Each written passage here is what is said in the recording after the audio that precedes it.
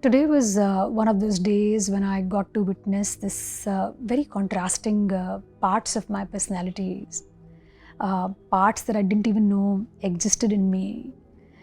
And it all began when Nora, this one participant in my group, expressed her anger towards me. And she'd expressed her anger on the back of what seemed to me to be a very meaningful conversation between me and this other participant.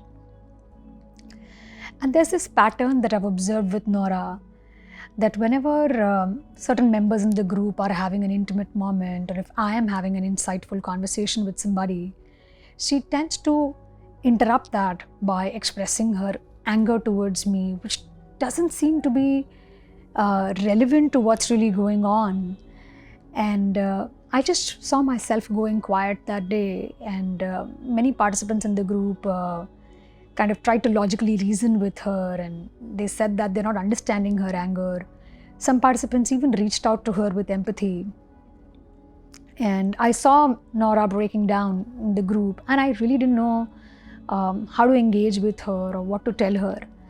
And all of this also happened at the tail end of the session, so I really didn't have much time to process what was going on for me or to even reach out to her. So after the call got over, I was walking back from my clinic to home, and I know that I just felt gripped by such intense sadness. I had the sense of being this pathetic facilitator who just can't handle people who are different than her. And I just felt so shitty about myself because this has been such a repeated pattern between me and her. And I had this sense of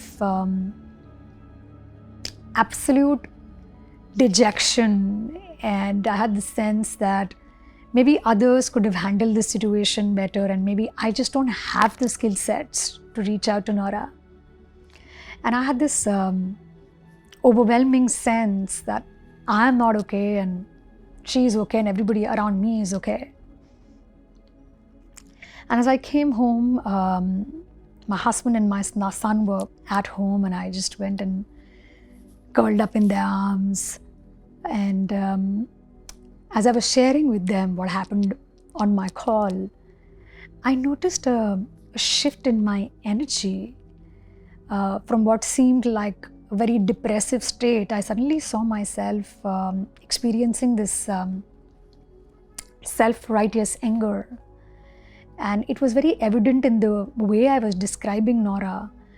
I said that she's like this perpetually angry woman. I don't even know what she wants from her life, and maybe this is what she does with everybody in her life. And if she has so many issues with me, why does she not leave my group? And after riding on my horse of self-righteousness for a couple of minutes or maybe an hour, I felt this tiredness, and I just went off to bed.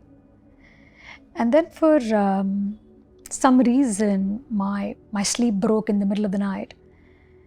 And I saw myself having this palpitations and this unease, and my mind was filled with thoughts about Nora. And I still was feeling anger towards her, but this anger was no longer self-righteous. I was feeling disgust.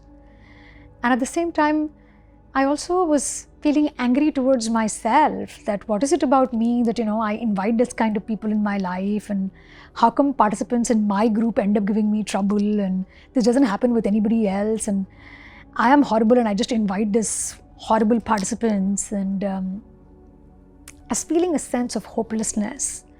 This part of me that was thinking that I just want to dissolve this group because I didn't believe that anything was possible.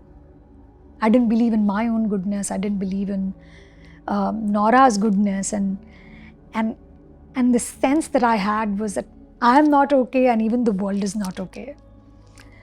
And somehow I managed to tuck myself to bed again.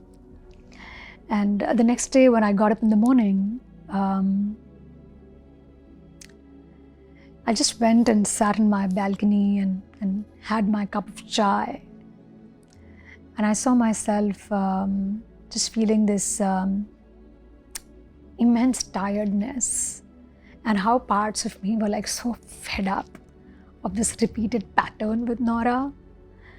And I recognized that my yearning really was for ease, my yearning was for connection, and my yearning was to really find some ray of light, some way out of this rupture that I've been with her for such a long time. And as I empathized with myself and I was able to soothe my anxious body, I saw myself having this thought which really made me laugh. I had this thought that I'm sure Nora doesn't get up in the morning and look at the mirror and devise strategies of, muddling my life. Like just this acute awareness that she's not wanting to harass me, or she doesn't have malice. Because each time I have seen her getting angry with me, she's always cried in the group. And I've really seen the extent and the intensity of her own pain. And so many times the group members have also expressed their frustration with her repeated anger towards me.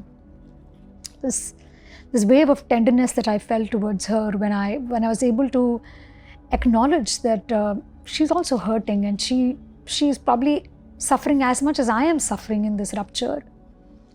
And as I was holding these two parallel realities of Nora and myself in my heart, I saw myself wondering that what can I do differently? How can I invite her into a dialogic space with me?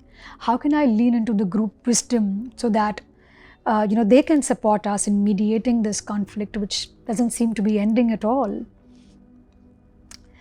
And as I had all of these thoughts, I saw myself now, really looking forward to the next session with hope and faith. And I saw myself, my energy being really open. And in that moment, I was also very amused when I looked at the last 24 hours that had passed by and this various parts that had showed up in my personality.